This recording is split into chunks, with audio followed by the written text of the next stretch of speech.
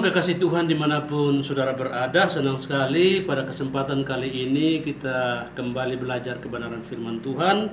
Dan kita akan belajar tentang rahasia kenaikan Yesus Kristus ke surga.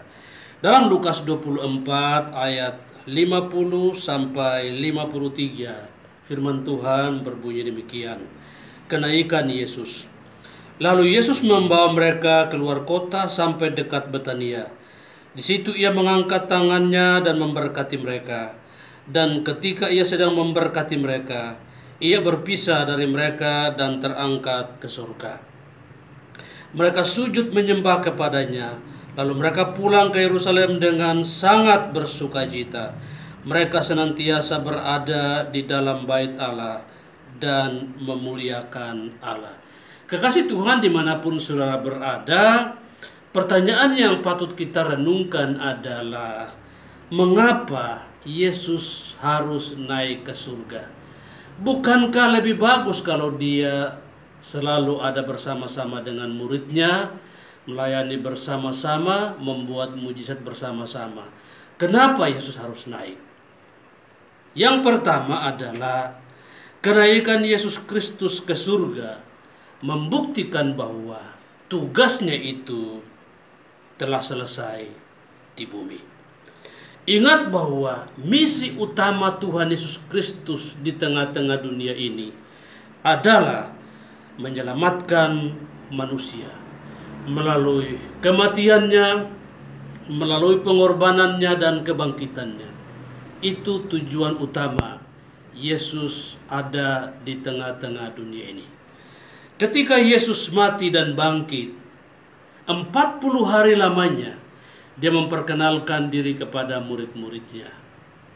Bahkan Alkitab mencatat bahwa kurang lebih 17 kali Yesus menampakkan diri baik kepada murid-muridnya dan juga kepada pengikut yang lain bahwa benar-benar Yesus sudah bangkit. Dan ketika tiba hari kenaikan Yesus Kristus, itu terjadi fenomena yang luar biasa disaksikan oleh murid-muridnya. Dan murid-murid meresponinya dengan penuh sukacita. Firman Tuhan berkata, murid-murid sangat bersukacita. Jadi alasan yang pertama, mengapa Yesus naik ke surga? Karena kenaikannya ke surga membuktikan bahwa tugasnya di bumi telah selesai. Yang kedua, kenaikan Yesus Kristus membuktikan bahwa surga itu benar-benar ada. Yohanes 14 ayat 2 dan 3 mengatakan bahwa Yesus naik ke surga untuk menyediakan tempat bagi kita semua. Dan setelah itu dia akan datang kembali untuk membawa kita semua yang percaya kepadanya masuk ke dalam kerajaan surga. Kenaikan Yesus Kristus ke surga membuktikan bahwa surga itu bukan cerita dongeng. Surga itu bukan sekedar imajinasi belaka, tapi surga itu benar-benar ada dan nyata. Dan dalam Alkitab hanya ada 2 tempat yang disediakan, yaitu surga dan neraka. Orang-orang yang percaya kepada Yesus Kristus dan melakukan firman Tuhan dan hidup benar bersama-sama dengan Tuhan, itu akan masuk ke dalam kerajaan surga. Sementara setan, iblis dan pengikut-pengikutnya atau orang-orang yang tidak percaya kepada Yesus Kristus akan masuk ke dalam kerajaan atau masuk dalam neraka. Mana yang kita pilih? Surga atau neraka? Kalau mau masuk surga, percayalah kepada Tuhan Yesus Kristus, ikuti ajarannya dan lakukan firman Tuhan. Dan yang ketiga, kenapa Yesus naik ke surga? Yesus naik ke surga supaya Roh Kudus dicurahkan. Untuk apa Roh Kudus?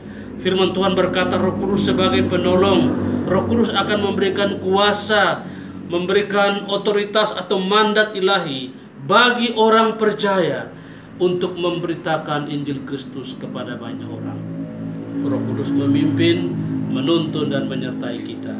Dan apa yang Tuhan janjikan saat dia naik ke surga itu dibuktikan, benar-benar janjinya digenapi.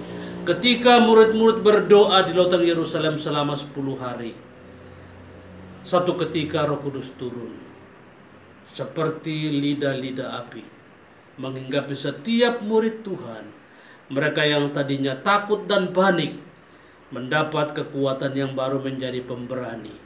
Lihatlah Petrus berkhotbah, 3.000 orang bertobat. Dan juga murid-murid yang tadinya takut menjadi berani memberitakan Injil. Jadi kenaikan Yesus Kristus itu punya dampak yang luar biasa. Dia naik supaya Roh Kudus dicurahkan atas kehidupan murid-murid, atas kehidupan kita semua orang-orang yang percaya kepada Tuhan Yesus Kristus. Jadi bersyukur Bapak Ibu Saudara dimanapun saudara berada, kita adalah orang-orang yang dipilih Tuhan, bukan hanya sekedar percaya, tetapi melakukan amanat agung Yesus Kristus, supaya banyak jiwa diselamatkan, nama Tuhan dipuji dan dipermuliakan. Salam untuk kita semua. Tuhan Yesus Kristus memberkati. Shalom.